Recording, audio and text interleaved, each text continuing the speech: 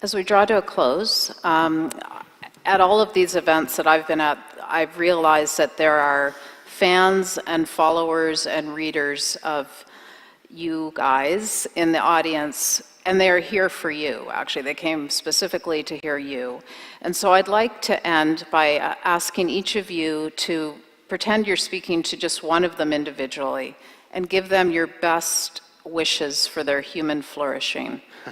So I think, really, I'll just reiterate something that I said before, that, as a Christian, I think that human well-being consists in two things. First of all, being good stewards of the creation that's been given to us. And I think we all recognize that that's not just a duty, but it's something in the doing of which we find genuine flourishing and happiness.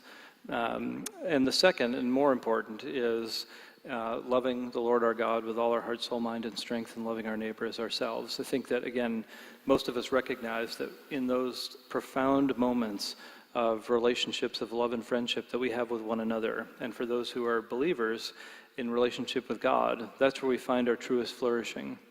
But it's also true, as a Christian, at least as Christians believe, that we live in a world that's broken, that we live in a world that's afflicted by sin, and that it detracts from our flourishing. It keeps us from doing those things in a way that allows us to be all of those things that God created us to be. And the remedy for that is to be related to God through the death and resurrection of Jesus. And so I think that's an important ingredient for human flourishing as well. So in addition to carrying out those mandates of stewarding the creation and loving God and one another, I think what's important is for us to find our home and our rest in our relationship with Christ.